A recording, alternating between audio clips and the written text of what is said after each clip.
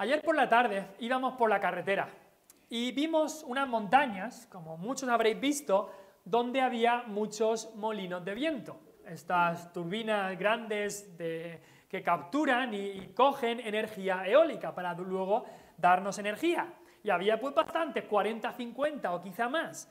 Y los veías ahí, todos estos molinos de viento, por La Mancha se ven muchos, todos blancos ahí, todos iguales, todos bien altos, bien grandes, todos juntitos, y ahí estaban, todos funcionando las aspas, recogiendo esa energía. Unos iban más rápido, otros no tan rápido, y otros iban bastante lento, pero aún funcionaban. Pero al acercarnos más con el coche, me di cuenta que algunos, aunque con todos los demás, pero algunos no se movían para nada. Estaban completamente parados, completamente parados. Tenían la misma apariencia que los demás, bien grandes, bien altos, pero no se movían ni un milímetro, no funcionaban, estaban ahí parados, sin servir para nada, ahí sin hacer nada. Y al mirar eso me recordó lo que ocurre muchas veces en una iglesia, lo que les estaba ocurriendo también en la iglesia de Éfeso, a la que Pablo escribió. Dios ha creado su iglesia, Dios ha redimido su iglesia, ha salvado su iglesia para que esté activa, para que ande en el Señor, para que ande en amor, para que ande como es digno de la vocación con que son llamados, para funcionar. Y es verdad que unos producen a 100 por uno, otros a 60, otros a 30. Unos van más rápido que otros, pero Dios quiere que todos estemos activos, que nos movamos y actuemos. Pero muchas veces en iglesias te encuentras con cristianos que son como ese molino parado. Dan la apariencia, bien blanquitos por fuera, dan la apariencia de que son uno más, pero cuando los ves y cuando te das cuenta de lo que hacen, están parados, sin hacer absolutamente nada, sin andar en el Señor, sin andar en la luz, sin andar en amor. Están con los demás, pero no mueven ni un aspa, no mueven ni un brazo. Y Pablo había estado explicando en los primeros 3 capítulos, como ya hemos dicho, cómo es el cristiano, las características del cristiano, las propiedades del cristiano verdadero, salvo por gracia por medio de la fe, adoptado, redimido, salvado, escogido, todas estas características. Pero ahora en estos 3 últimos capítulos, Pablo no está hablando ya de cómo es el cristiano, sino de cómo debe funcionar el cristiano, cómo anda el cristiano, cómo vive el cristiano. Porque es que la vida de un cristiano es la evidencia de que realmente esa persona es cristiano. Un molino de viento podrá haber costado millones de millones, podrá tener las mejores innovaciones técnicas, podrá estar bien limpio y bien blanco por fuera, los mejores materiales para las aspas que giran, pero si luego el molino no funciona, no sirve para nada, no sirve para nada. Quizá os acordáis de aquella ocasión en el libro de Cervantes, en el Quijote, donde el Quijote confundió los molinos con gigantes. Aquella ocasión que muchos hemos leído y escuchado, pero hoy en la iglesia ocurre que muchas veces se confunde a los cristianos con la gente del mundo, porque actúan igual que la gente del mundo, viendo a cristianos de nombre que no funcionan, que dan la apariencia de cristiano y vienen a la iglesia y tal, pero no andan en amor, no andan en la luz, no andan adecuadamente al nombre que se les da, al nombre de Cristo, de cristianos. La semana pasada, si recordáis, estuvimos viendo lo que es andar en la luz, andar en la luz. Y sabemos que andar en la luz es avanzar, es funcionar, es mirar hacia adelante, es andar hacia adelante y hacia arriba, andar en la luz.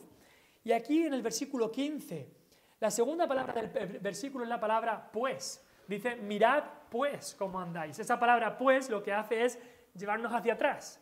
Es decir, por tanto, debido a lo que acabamos de decir pues, entonces tenéis que hacer lo siguiente.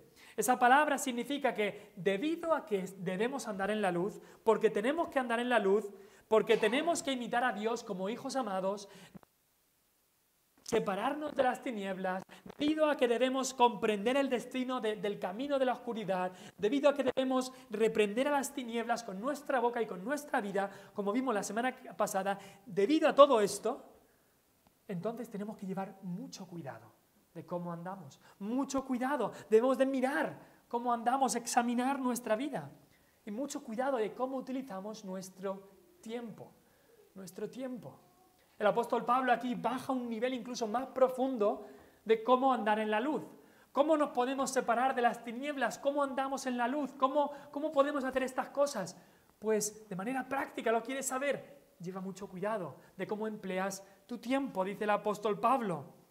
Nada de malgastarlo, porque el tiempo es algo que una vez lo hemos perdido, no se puede recuperar. Hay muchas cosas en esta vida que las puedes perder y luego las puedes recuperar, pero el tiempo no puedes recuperar. Nada de malgastarlo.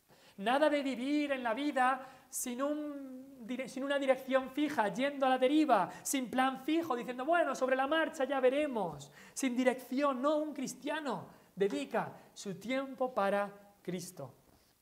Hay muchos en esta vida, incluso algunos cristianos profesantes que viven sonámbulos. Un sonámbulo no tiene dirección, un sonámbulo no sabe lo que hace, un sonámbulo malgasta su tiempo y luego se levanta y está cansadísimo porque ha malgastado su tiempo. Pero Pablo ya ha dicho justo en el versículo anterior, el versículo 14, que llega, es el versículo justo anterior, dice, despertaos, despertaos, los que estáis dormidos, los que estáis muertos, necesitáis levantaros y que os alumbre Cristo. Deja de vivir sonámbulo, sin plan fijo, malgastando tu tiempo. Deja de vivir como la gente dormida, como un pez muerto que es arrastrado con la corriente. Deja de vivir así. Así que la pregunta es, en el día de hoy, ¿qué vas a hacer con tu vida? ¿Qué vas a hacer con tu tiempo? ¿Quieres dedicar tu tiempo a Dios y a Cristo o simplemente malgastarlo? Porque si no lo dedicas a Cristo, entonces lo estás malgastando. Y si en verdad has sido salvo, si en verdad estás en la luz, como vimos la semana pasada, has recibido a Cristo como tu Salvador, Él te ha redimido. Y no es que, bueno, Él redime mi alma, pero luego con mi tiempo yo hago lo que quiera. No. Él entra a vivir en cada parte de tu vida, en toda parte de tu vida. Así que tu tiempo le pertenece a Dios, a Cristo ahora. Así que si de verdad estás en la luz en Cristo, entonces debes andar sabiamente. Y es lo que vemos en estos 3 versículos, andar sabiamente. Y nos dice que para andar sabiamente hay que aprovechar el tiempo. Hoy queremos hablar sobre aprovechar el tiempo. Y es lo que tenemos que hacer para andar sabiamente. Aprovechar el tiempo. Solo un necio se deja llevar en la barca por las olas. No, un sabio pone las velas adecuadamente para utilizar las olas adecuadamente, para utilizar su tiempo adecuadamente. Queremos ver solamente 3 cosas en el día de hoy, una en cada versículo, 15, 16 y 17. En primer lugar, en el versículo 15 vamos a ver que tenemos que examinar nuestro tiempo. Examina tu tiempo, versículo 15. Versículo 16, veremos, emplea bien tu tiempo. No solamente examina tu tiempo, pero también emplea bien tu tiempo. Y en tercer lugar, en el versículo 17 veremos, entiende la voluntad de Dios para tu tiempo. Primero, examina el tiempo. Segundo, emplea el tiempo. Y en tercer lugar, entiende la voluntad de Dios para tu tiempo. Versículo 15, vamos a empezar. Dice ahí el versículo 15, mirad pues con diligencia, no andéis, no como necios, sino como sabios. Mirad pues con diligencia cómo andéis, no como necios, sino como sabios. Dice ahí diligencia. ¿Qué palabra más importante? Vivimos en tiempos donde la pereza ya no se ve como algo negativo. Ay, me da pereza hacer eso. Oh, ay, es que estoy cansado, yo no voy a hacer eso. La pereza ahora se ve como una cualidad más, pero no, la pereza en la Biblia siempre es pecado. Proverbios habla muchísimo del perezoso y el perezoso es igualado al necio, al tonto, al que malgasta su vida. Perezoso y necio es lo mismo. Pero desgraciadamente se está criando una generación en España donde siempre están aburridos, la pereza reina, una generación vaga, como lo llamaban hace tiempo la generación Nini, que ni estudio ni trabajo, y la gente piensa que eso es normal. Y los niños tienen que disfrutar hasta que tengan 30 años y luego a lo mejor ya se piensa del trabajo. No. La pereza siempre se ve, siempre es descrita en la Biblia como algo pecaminoso. Así que dice ahí, bien claro, mirad pues con diligencia. La diligencia es lo contrario de la pereza. Es la responsabilidad, es la exactitud, es el trabajo. Y así es como tenemos que examinar nuestro tiempo, que examinar nuestra vida. Con diligencia, con diligencia. Pregúntate, ¿cuánto tiempo tienes? ¿Cuánto tiempo tienes? No sabemos cuánto tiempo tenemos en esta vida, cuánto tiempo nos queda. Quizá mañana sea nuestro último día. Pero si Dios nos ha dado este día, utilicemos el tiempo, miremos el tiempo que tenemos y utilicémoslo para la gloria de Dios. ¿Cómo piensas cómo puedes utilizar tu tiempo para Dios, para su reino, para ser edificado en la fe, para conocer más a tu Salvador, para extender la iglesia de Cristo, para dar a conocer a otros el Evangelio? ¿Cómo puedes utilizar tu tiempo para eso? Dice aquí, mira con diligencia, mira con diligencia. Y se refiere a que miremos con diligencia el tiempo que tenemos aquí en nuestra vida, que no es nuestro, sino que es de Dios. Y nosotros no solamente, nosotros somos administradores de ese tiempo. No es que el tiempo nos pertenezca, no. Un administrador, un mayordomo, es alguien que tú le das algo y esa cosa que le has dado te pertenece a ti, pero él lo administra. Así es como Dios ha hecho con el tiempo. Dios nos da el tiempo a nosotros para que lo administremos, para que seamos buenos mayordomos de ese tiempo.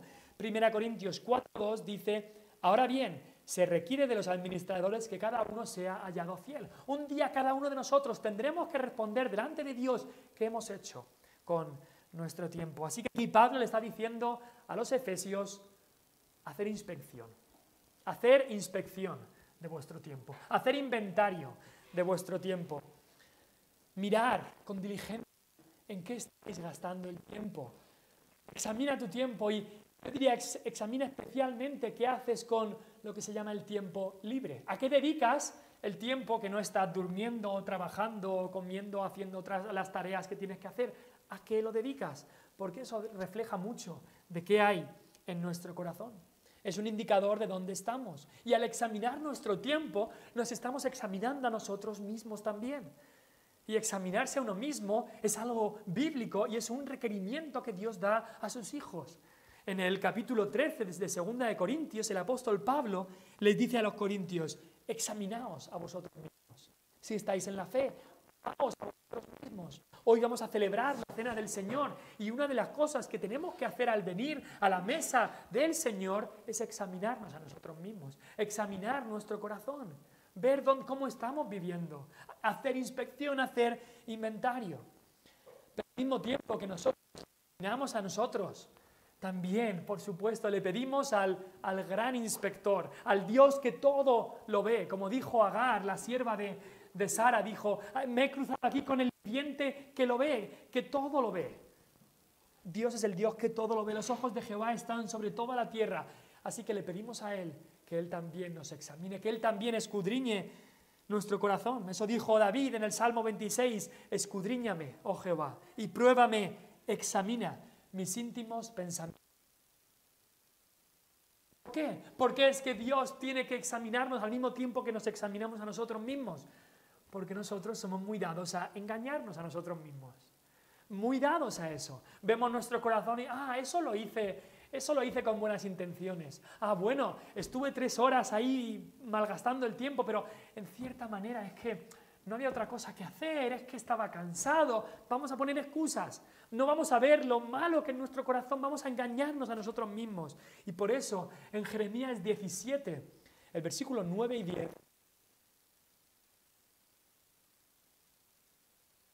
más que todas las cosas y perverso. Y dice después, ¿quién lo conocerá? Nosotros no podemos ni conocer nuestro propio corazón, tan engañoso que es. Pero luego hay una persona que sí que lo puede conocer. Porque dice después, ¿quién lo conocerá? Y el versículo de después dice, yo Jehová, que escudriño la mente y pruebo el corazón para dar a cada uno según su camino, según el fruto de sus obras. Al mismo tiempo que nos examinamos a nosotros mismos, le pedimos a Dios que nos examine, que nos muestre nuestros malos caminos, que nos muestre en qué estamos usando nuestro tiempo. Y hoy, al celebrar la cena del Señor, debemos hacer esto, mirar con diligencia cómo estamos andando. Examinar en qué estamos gastando o malgastando nuestro tiempo. Hemos hablado la última semana de andar en la luz, porque somos hijos de la luz. Somos luz nosotros mismos, luz reflejada de la luz de Cristo, pero somos la luz del mundo. El mismo Cristo dijo esto. Y como tengo la luz de Cristo, no tengo que pensar, pues yo ya soy luz, ya no tengo que llevar cuidado. ya soy luz. No, no, acordaos incluso de esta parábola de las vírgenes, que tenían esta luz, pero tenían que llevar cuidado de tener el aceite suficiente, de preparar, aunque la luz se les había sido dada, pero tenían que cuidarlo, tenían que ser diligentes. Mirad cómo estaban andando.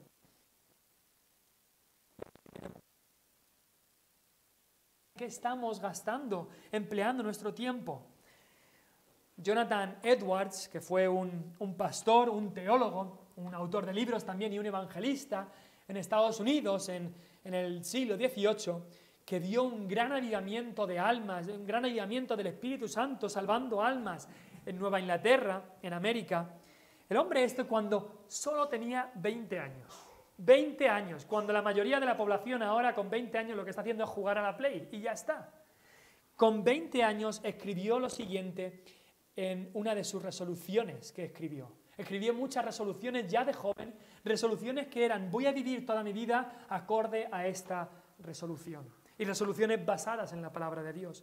Y la resolución número 5 dijo: he resuelto a nunca perder ningún momento, sino aprovecharlo de la manera más provechosa que se pueda. Y él se refería ahí a aprovecharlo para el reino de Dios y para la extensión de su evangelio.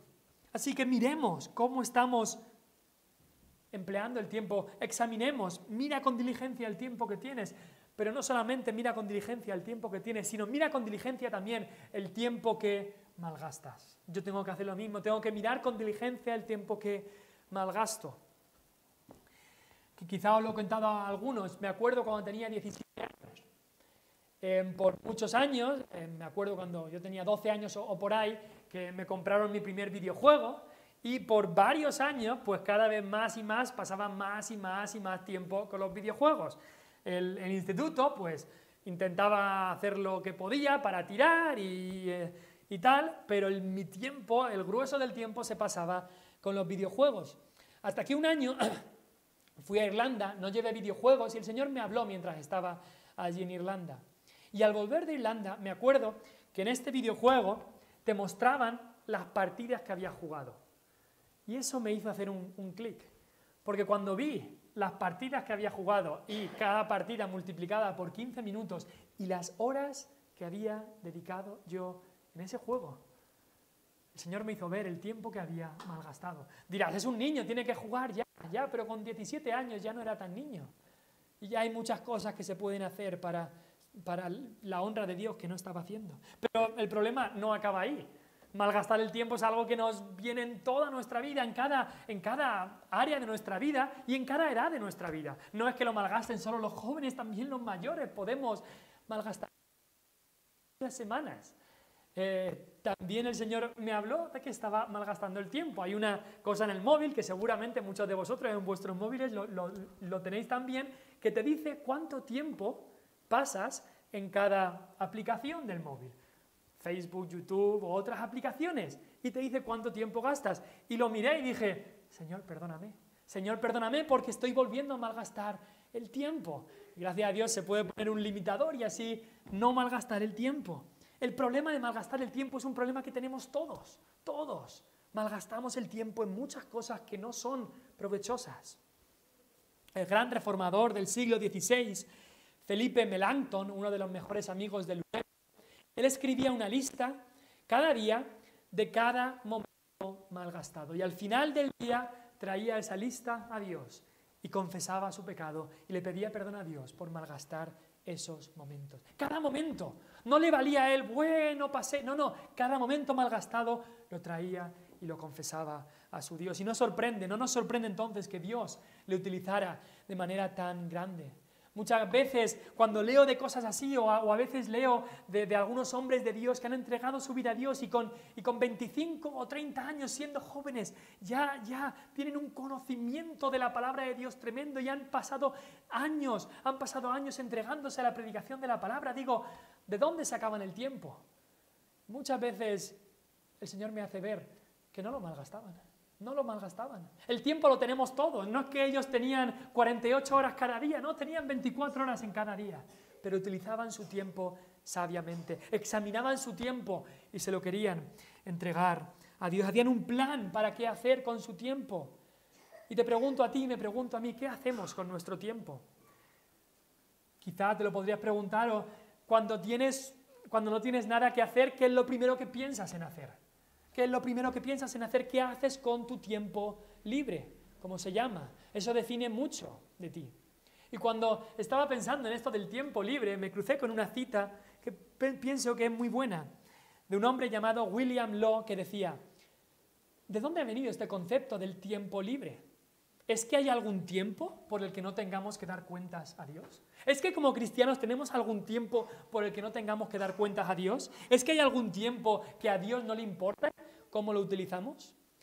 Y dijo: ningún cristiano ha tenido nunca un tiempo libre de ser cristiano.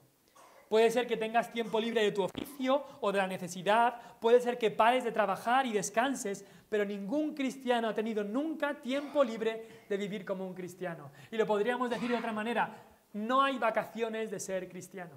No es que, me voy a pegar un descanso, ahora me olvido de todo esto de Dios y de Cristo y voy a pegarme un descanso y a pensar en y hacer otras cosas. No hay vacaciones de ser cristianos. Somos cristianos 24 horas al día, 7 días a la semana, 52 semanas al año. Todos los años de nuestra vida que Dios nos haya salvado son para Él. Así que examina tu tiempo.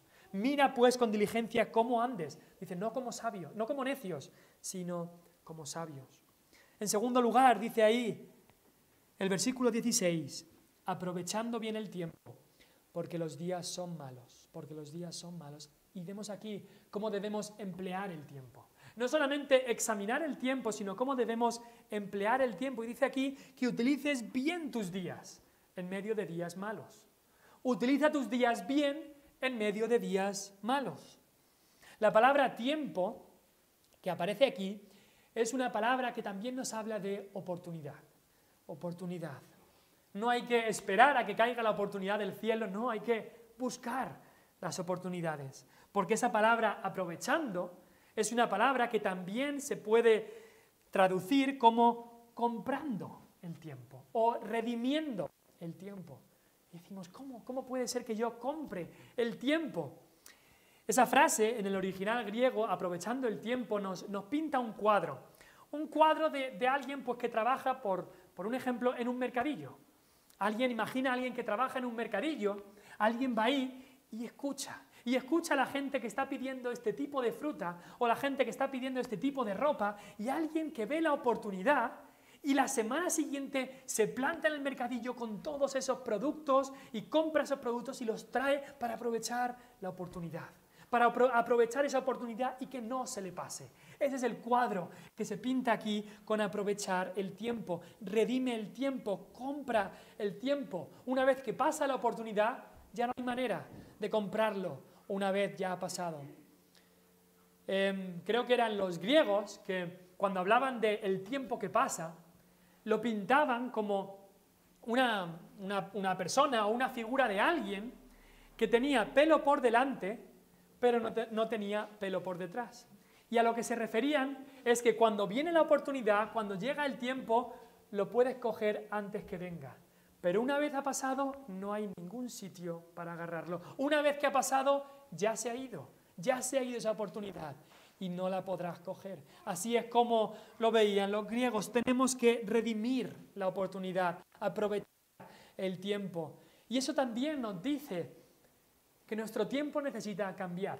Naturalmente, nuestro tiempo, si no hacemos nada, es malgastado. Es utilizado en cosas que no convienen, como hablábamos la semana pasada, porque somos pecadores y de manera natural, nuestro tiempo será utilizado para lo malo. Por eso necesitamos redimir, rescatar el tiempo y utilizarlo para Cristo. Si Cristo nos ha redimido a nosotros, si Cristo nos ha redimido, entonces nuestro tiempo tiene que ser redimido también. Tiene que ser redimido. Pero también al hablar de comprar la oportunidad, comprar el tiempo nos indica que hay un precio que pagar. Hay un precio que pagar si queremos utilizar nuestro tiempo sabiamente. Y el precio que hay que pagar es la autodisciplina. Requiere disciplina. De manera natural no vamos a utilizar el tiempo bien, no vamos a aprovechar el tiempo. Requiere autodisciplina. Hay un precio que pagar. No sé si os acordáis de aquella parábola que contó Jesús, que comparó al reino de Dios con alguien que encuentra un tesoro en un campo. Y al haber encontrado ese tesoro, vende todo lo que tiene y compra ese campo, porque sabe que ahí está el tesoro. Y tenemos que ver así el tiempo. En cada momento, en cada día que nos da, Dios pone tesoros ahí. Y por eso tenemos que invertir en comprar ese tiempo y utilizarlo para la gloria de Dios. Apropiarnos de esos tesoros que Dios nos da en cada día, en cada hora que tenemos para servirle. Cuando una oportunidad se pierde, nunca regresa. Vendrá otro tipo de oportunidad, pero la misma oportunidad ya se habrá ido para siempre. ¿En qué estamos dedicando nuestro tiempo? ¿En honrar a Dios? ¿En servir a nuestro prójimo? ¿En amar a Dios y conocerle? ¿En extender el reino de Dios? ¿O en nuestros hobbies y ya está? ¿Por qué es importante aprovechar el tiempo? Pues nos lo dice Pablo en el versículo 16. Aprovechando bien el tiempo porque los días son malos. Porque los días son malos. Vivimos en días malos. Los efesios vivían en días malos, pero nosotros también vivimos en días malos. Y quizá en días peores de los que se vivía en el tiempo de Éfeso.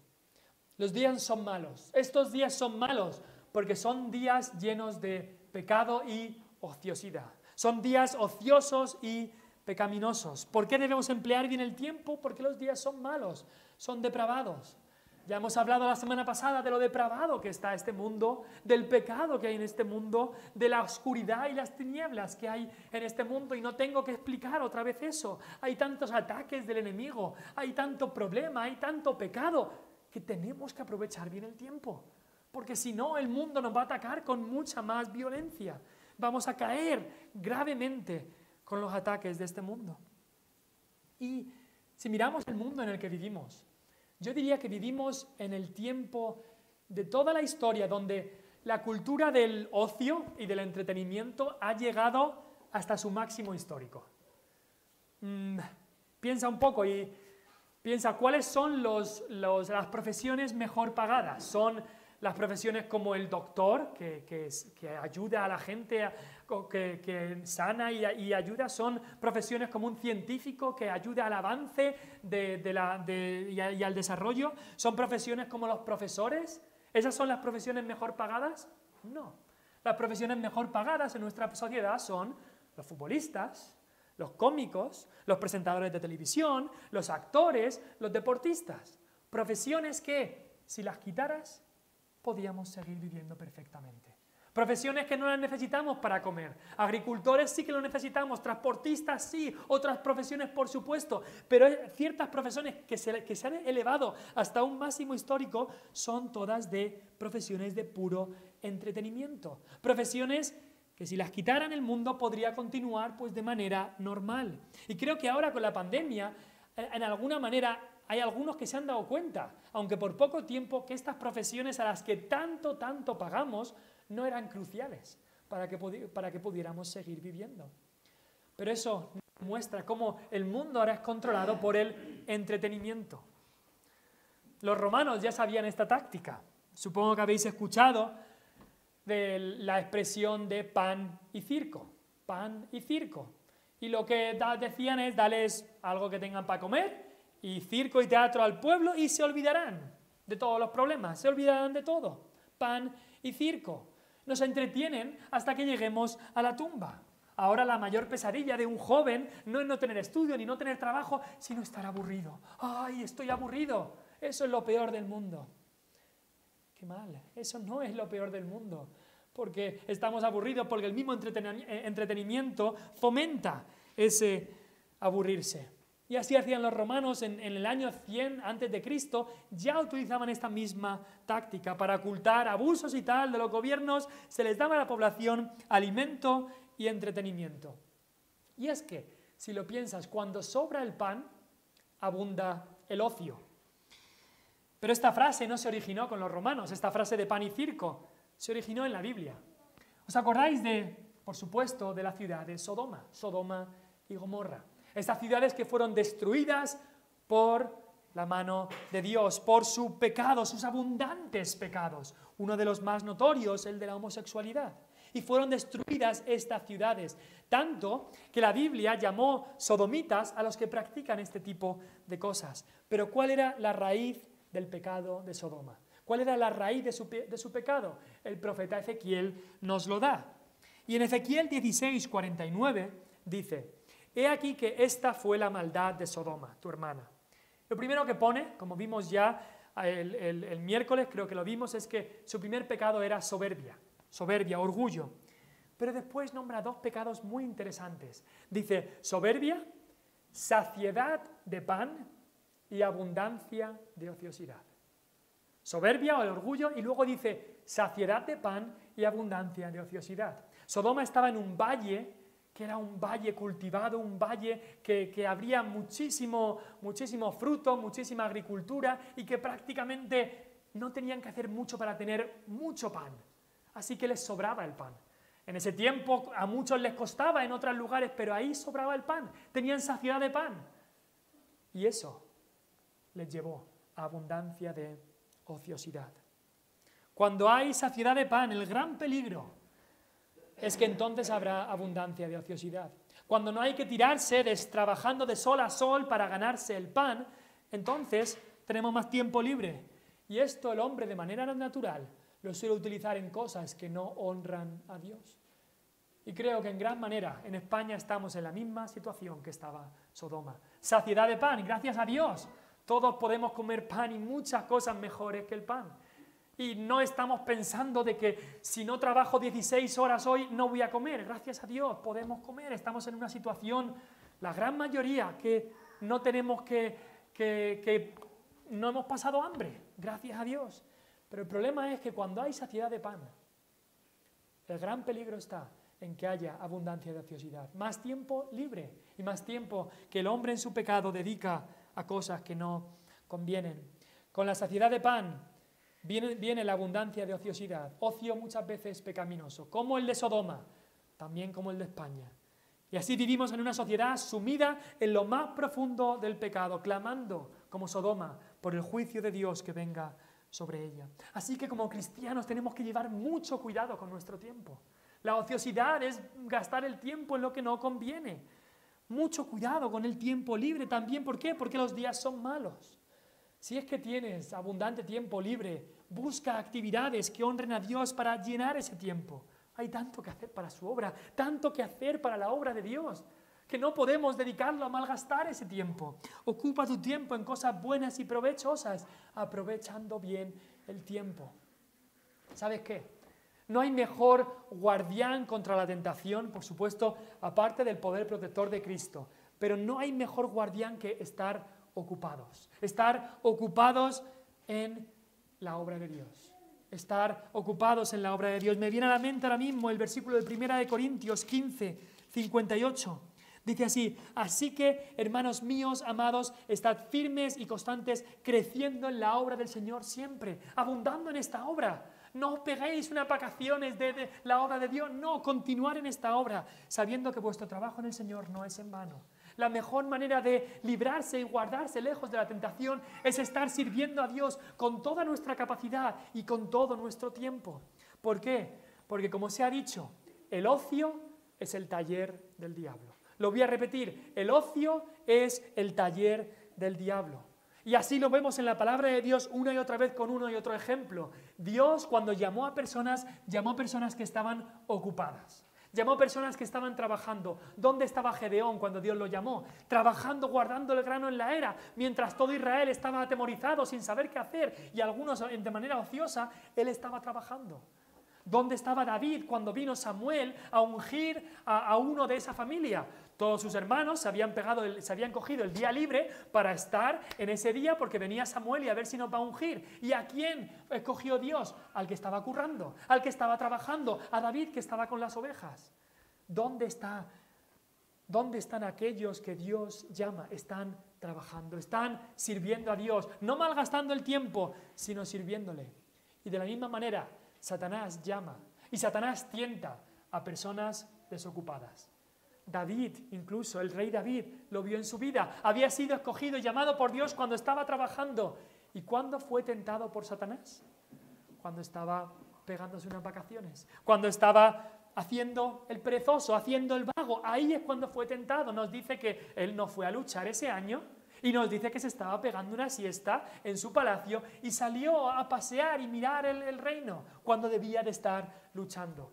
Y entonces fue tentado y entonces cayó en ese pecado de adulterio. El ocio es el taller del diablo. Mucho cuidado con nuestro tiempo libre, aprovechando bien el tiempo, porque los días son malos, son días llenos de ocio, llenos de pecado.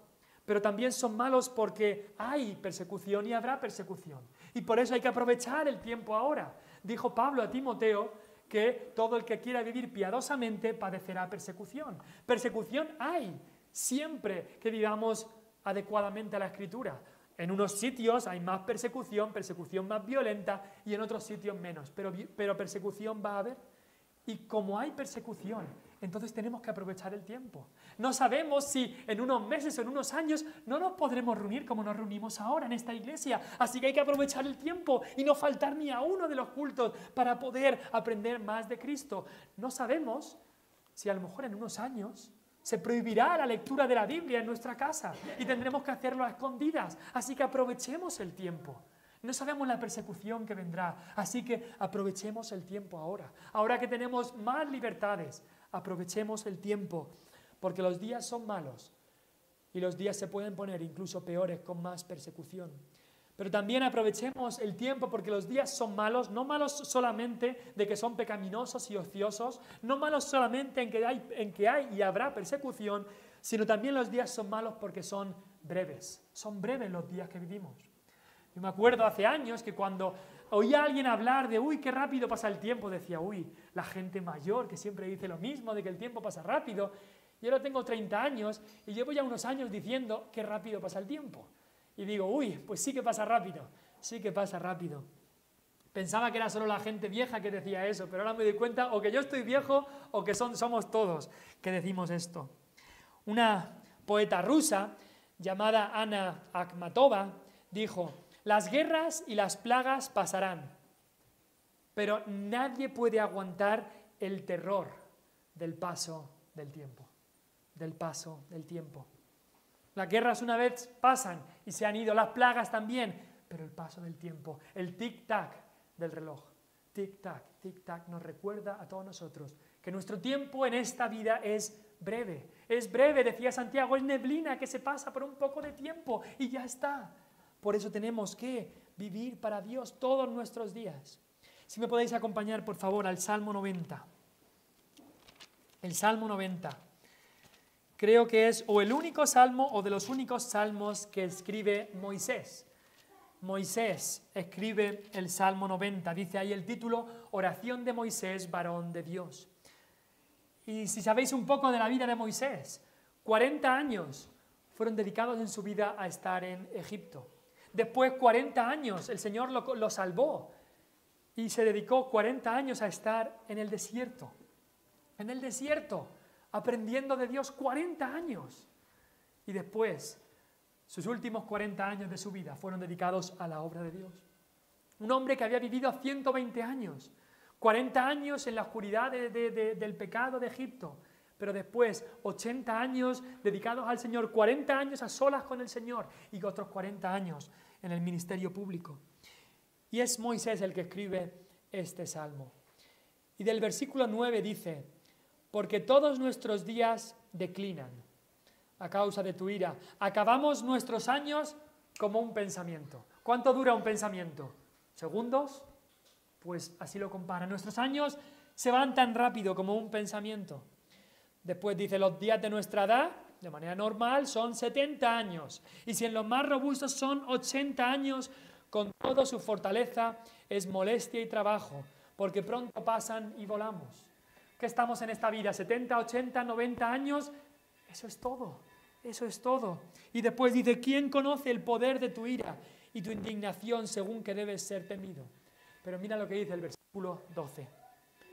Enséñanos de tal modo a contar nuestros días que traigamos al corazón sabiduría. Enséñanos de tal modo a contar no nuestros años, no nuestras décadas, sino cuenta cada día. Cuenta cada día porque el tiempo se te va. No pienses en años, sino piensa en días porque no sabemos lo que vendrá mañana. Que contemos nuestros días para traer al corazón sabiduría. Y al pensar en esto, cómo debemos emplear nuestro tiempo, cómo debemos emplear el tiempo que tenemos en cada día, vi una imagen que la voy a mostrar ahora después que creo que puede ser de ayuda. Piensa cómo debe ser la dieta de un cristiano, es decir, en qué debe un cristiano invertir su tiempo, qué es comida de verdad para un cristiano.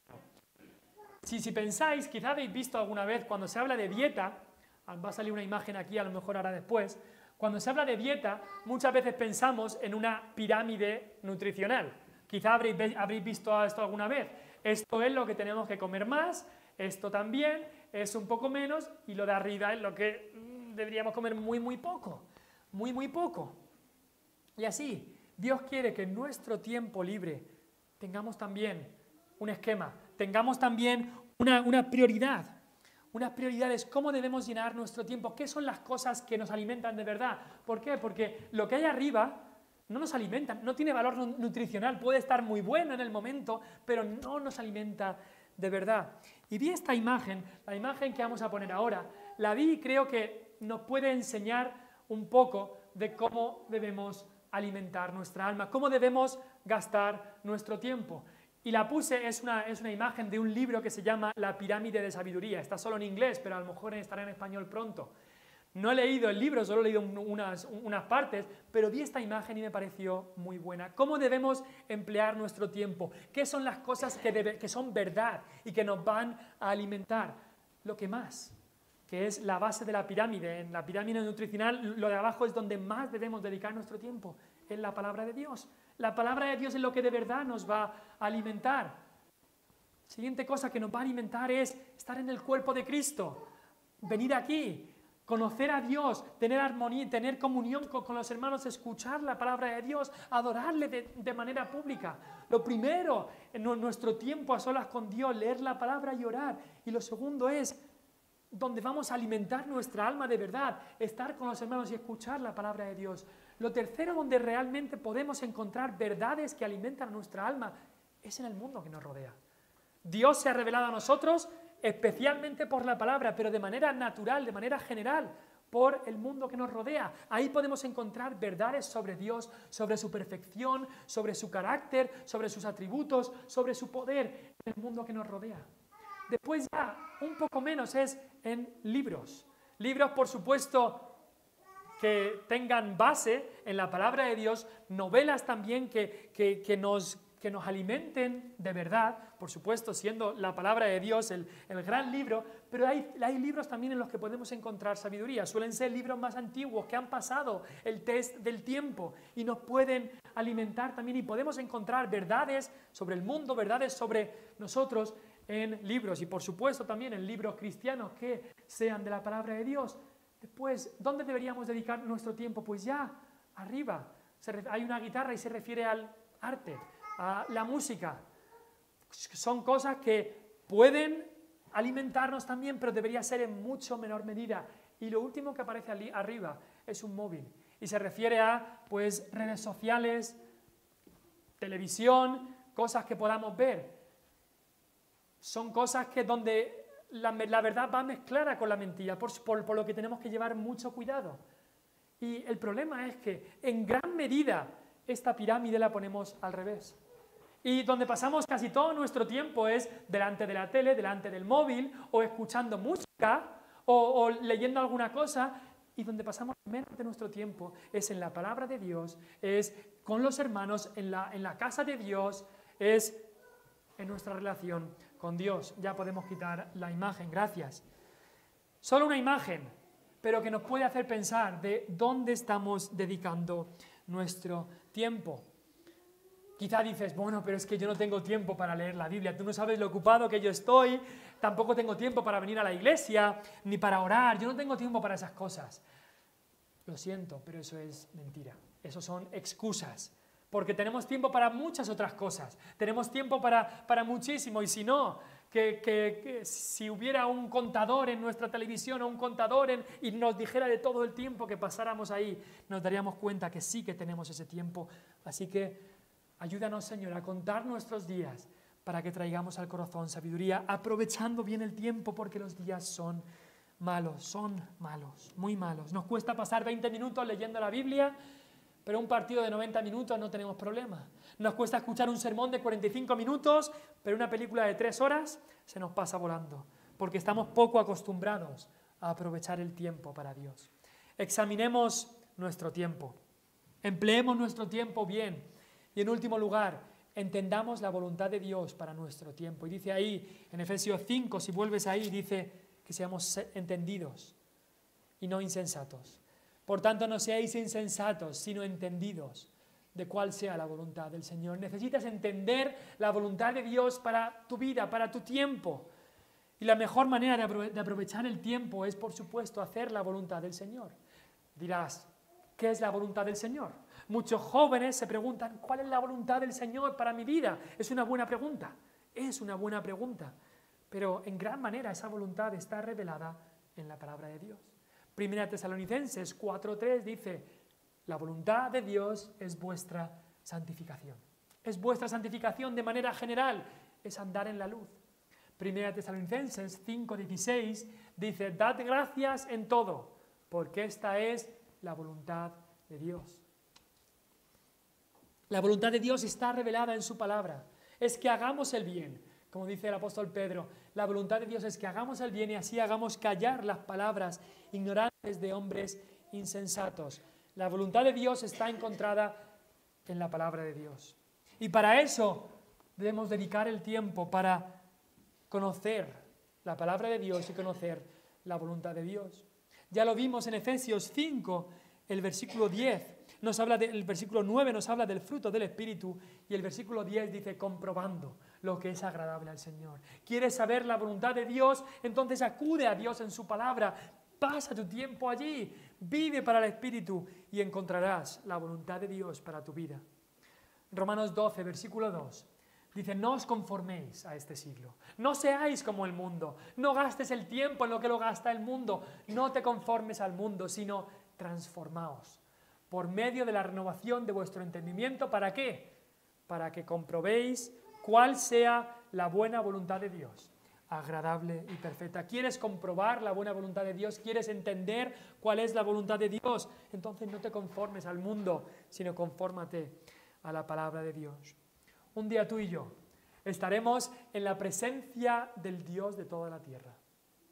Y Él nos va a decir a nosotros, ¿qué hiciste con el tiempo que te di? ¿Qué hiciste con el tiempo que te di? Te di todo este tiempo como un regalo para que lo administraras bien. ¿Qué hiciste con el tiempo que te di? ¿Y qué vamos a decir? Ah, bueno, mira mi colección de monedas, que he estado 20 años trabajando en esta colección de monedas. ¿Qué vamos a decir? Bueno, a mí me gustaba pues jugar mucho jugar mucho a los videojuegos y alcancé el mayor nivel. Mira en lo que he dedicado mi tiempo. Vamos a decir, bueno, yo me vi todas estas 4 series y todas las temporadas de la siguiente serie y todas las películas que salían, yo me las vi. ¿Vamos a decir eso? ¿En eso hemos dedicado el tiempo? No hay nada malo en estas cosas, pero nuestro tiempo en general no debe ser dedicado solo en estas cosas, sino principalmente en la palabra de Dios. Hay un libro que os recomiendo, un libro especialmente para jóvenes, que lo leí hace tiempo y me gustó mucho y me pareció un libro de mucho desafío. Se llama No desperdicies tu vida. No desperdicies tu vida, por el autor John Piper.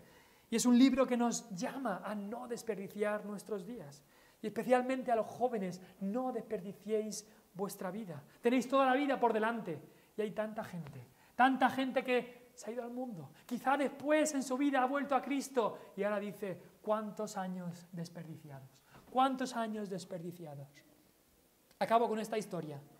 El predicador Moody, quizá habéis escuchado de hace un siglo, un evangelista muy famoso llamado D.L. Moody, que era de Norteamérica. Y un día acababa de predicar en un lugar y después de que predicó en ese lugar, un amigo suyo le vino y le dijo, ¿cómo ha ido? ¿Cómo ha ido? ¿Cuántas vidas han sido salvadas? Y D.L. Moody dijo, pues 2,5.